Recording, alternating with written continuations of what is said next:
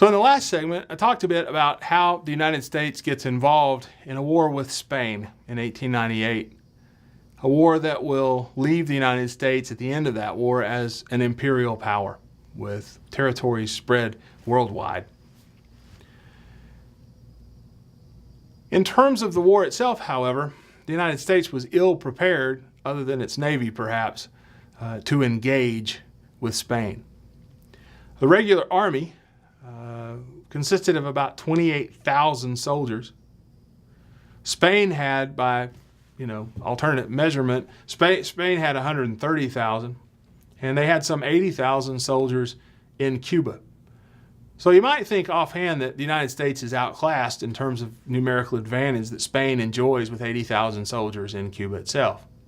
But remember, the Spanish have been busily fighting this revolution for some years. Another problem the United States faces is an antiquated kind of logistical structure, a deep-seated bureaucracy. And while the Navy had been modernized, in many ways the Army had not been modernized since the Civil War. There had been some changes, but the addition, for instance, of repeating rifles and such, that was great. But in terms of food supplies, to supply a large army, the U.S. didn't have them, and they had no ready way to manage the creation of those food supplies. Indeed, most regulars in the U.S. military, most soldiers, had spent most of their career out fighting in the United States West, in the so-called Indian Wars. That's the world that they knew.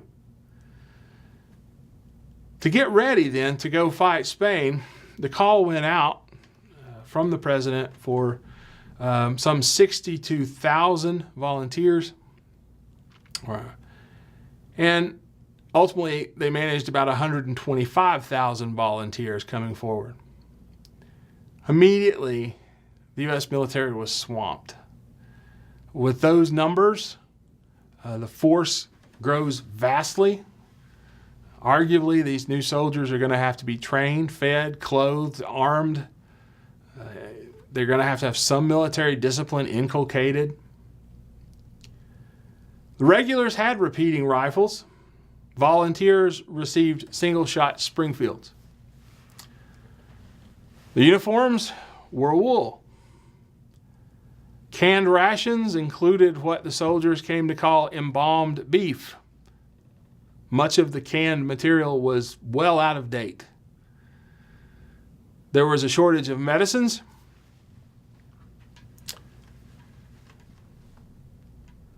In all, it was going to be a bad show, I fear. U.S. soldiers and volunteers faced just a horrendous logistical problem. Training camps were established. In fact, Chattanooga, Tennessee becomes one of the central areas for training and induction. The regulars and the cavalry were sent on to Tampa Bay down in Florida. And there again, the military ran into trouble. There was only one rail line in and out of the Tampa area, and that limited then the amount of supplies and equipment that could be moved quickly to Tampa. That just made it more difficult to provide provisions for the soldiers. One other little problem I'll mention here is that the Army had no plan. In other words, they hadn't bothered to kind of work out, what are we going to do if we go to war with Spain over Cuba? What's the first step? What's the next step? What's our goal here? American deaths result. And it's not so much deaths from the fighting, from the combat, as it is deaths from disease, from the lack of planning, from the overwhelming numbers swamping a very minimal bureaucracy that's poorly prepared.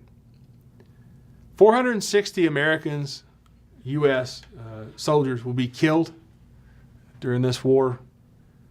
Some 5,200 perish from disease.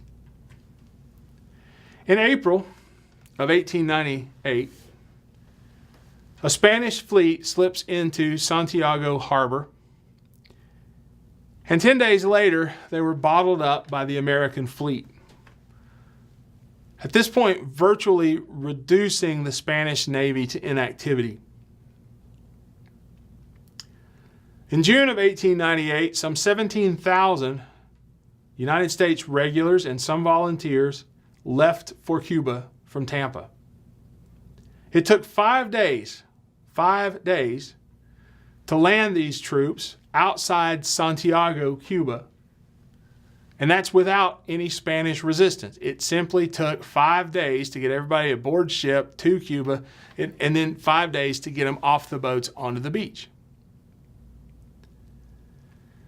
These troops began to move toward El Caney and San Juan Hill, where we'll have 2 battles. And of course, you know, if you know much about it, you know the story of the Rough Riders. You know that it's a fellow named Teddy Roosevelt, or Theodore Roosevelt, who's leading the Rough Riders, who will make the front pages, the yellow journalists' front pages. He becomes a war hero as a result of his experiences in Cuba. July the 3rd, the Spanish fleet, which has been bottled up, breaks for open waters. The United States fleet virtually destroys it, decimates it.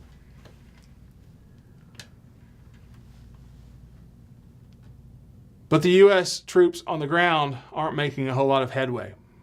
Disease, poor nutrition, poor food, and just general weariness have begun to slow their progress. By and large, movement following San Juan Hill and El Caney had stopped. But on July the 6th, Santiago, the city of Santiago, is turned over to U.S. troops. The Spanish have become convinced, especially with what's happened to their Navy, now that they're cut off, that defeat is imminent. Certainly that defeat is coming. The United States, to encourage this spirit of defeatism, offers generous terms and indeed will offer free transportation for Spanish troops home to Spain. After all, we had sort of destroyed the Spanish Navy, so they didn't have a ride home. The thing is that the Spanish-American War doesn't simply end in Cuba. There's also another side to the war, another chapter that takes place in the Pacific. You see, while the United States military itself had no great plan for how to deal with Cuba and the Spanish in Cuba, among other people, an assistant secretary of the Navy did. His name was Theodore Roosevelt. Roosevelt, very early on, because he was part of that new generation that had seen the potential for American expansion, Theodore Roosevelt sees that war with Spain will open not only possibilities regarding Cuba, but possibilities in the Pacific as well. Specifically, Theodore Roosevelt knew that the Philippines would be open for conquest. And so he devised a plan. And before he resigned from the Navy Department to pursue his collection of, and before he left the Navy Department to head up the Rough Riders, just even as he was leaving, he sent off a telegram to the commander of the United States Navy's Asiatic Squadron, Admiral George Dewey. And that telegram basically said, if war comes with Spain, attack the Philippines. Make the move. In April of 1898, Dewey left China, where the United States Asiatic Squadron had been, and headed for the Philippines. May the 1st, he steamed into Manila Bay. Strategically, his plan was to line up U.S. ships, one behind the next, and continue them moving broadside in opposition to where the Spanish fleet in the Philippines lay at in harbor. And as the American ships moved and fired, they decimated the Spanish fleet. One of those old quotes that Dewey is said to have repeated was to a lesser officer, "You may fire when ready, Gridley." It was that order that began the destruction of the Spanish fleet. One U.S. sailor died from heat stroke. With the Spanish Navy destroyed on August the 13th, the city of Manila surrendered to Dewey. The peace between the United States and Spain was to be achieved through negotiations in October of 1898 in Paris, France. Spain agreed to recognize Cuban independence.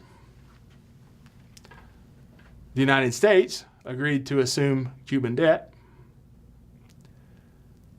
But the United States, beyond Cuba, also got Puerto Rico in the Caribbean and the island of Guam in the Pacific. It was then that the United States demanded all of the Philippines. You see, Dewey's defeat of the Spanish Navy and even the presence of American Marines in the Philippines had not led to any real talk of cession or ceding the Spanish-controlled lands of the Philippines to the United States. It was at the negotiating table where the United States made that part of the demands for peace. To encourage the Spanish, the U.S. offers $20 million. McKinley said that he had arrived at this decision to pursue the Philippines and to pay as a result of divine guidance. December the 10th, 1898, Spain and the United States signed a treaty. In the Senate, which must confirm, of course, all treaties, there was immediate and fierce criticism from those anti-imperialists who saw the actions of the United States as immoral and an improper control of what should be a free people. Favoring the treaty were, of course, business people who had associations with the new Navy, who had been essential to its construction and supply. Those imperialists who ideologically held that the U.S. had a role, a need, and a right to expand. There were also individuals who saw an opening of a new field for missions. There was the old business argument for markets. And it turns out that most of those in support of the acquisition of both Cuba and Spain, Guam and Puerto Rico, were members of McKinley's own party, the Republicans. The question became, how does one govern territory in a republic like the United States? In the past, of course, we'd had these very problems emerge with expansion and slavery. Indeed, the poison fruit of expansion had led to division and civil war. But in some ways, this business of overseas imperialism was different. On any previous occasion, the United States had been talking about the continental U.S., had been talking about the lower 48 when we talked of expansion. From sea to shining sea, the city on a hill image comes to mind.